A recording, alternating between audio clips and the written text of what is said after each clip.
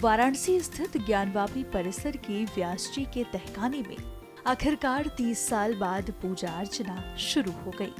Court के आदेश के बाद डीएम की मौजूदगी में व्यास जी के तहखाने में पूजा संपन्न कराई गई। परिसर समेत काशी विश्वनाथ में सुरक्षा व्यवस्था बढ़ा दी गई है। कोर्ट ने जिला प्रशासन को अगले 7 दिनों में जरूरी इंतजाम करने को कहा है। कोर्ट के फैसले के तुरंत बाद वाराणसी में ज्ञानवापी परिसर के आसपास भारी सुरक्षा बल तैनात कर दिया गया है।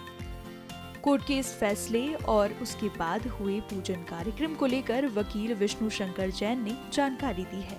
उन देवी देवताओं को पुनः स्थापित करके वहाँ पे पूजा पाठ नित्य चालू कर दिया गया है।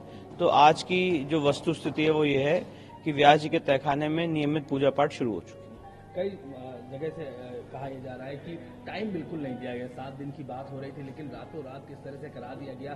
जो दूसरी अपोजिशन पार्टी, उनको एक तरह से अपील करने का भी मौका नहीं दिया, उसको कैसे देखते हैं? जिस तरह से रातों रात बिना कोई रिटर्न ऑर्डर के पूजा रोकी गई थी, एक अन्याय हुआ था।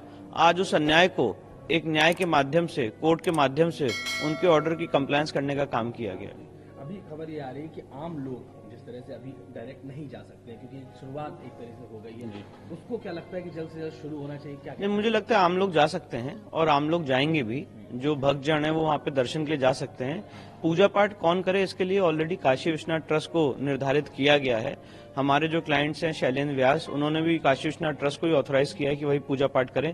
और जब पुजारी पूजा पाठ करता है तो भक्तजन उस पूजा पाठ में जरूर सम्मिलित होते हैं, तो वो भी कार्रवाई होगी आगे। विष्णु जी, खुशी है कितने सालों बाद एक तरह से? नहीं, बहुत एक इम्पोर्टेंट जजमेंट था कोर्ट का, और मुझे खुशी ये है कि राज्य सरकार ने इसको इमीडिएटली इसका कंप्लायंस किया। वहीं कोर्ट के आदेश के बाद श्रद्धालु बेहद उत्साहित नजर आए। उनका क्या कहना है, सुनिए। आज का दिन बहुत गौरवान्वित क्षण लग रहा है।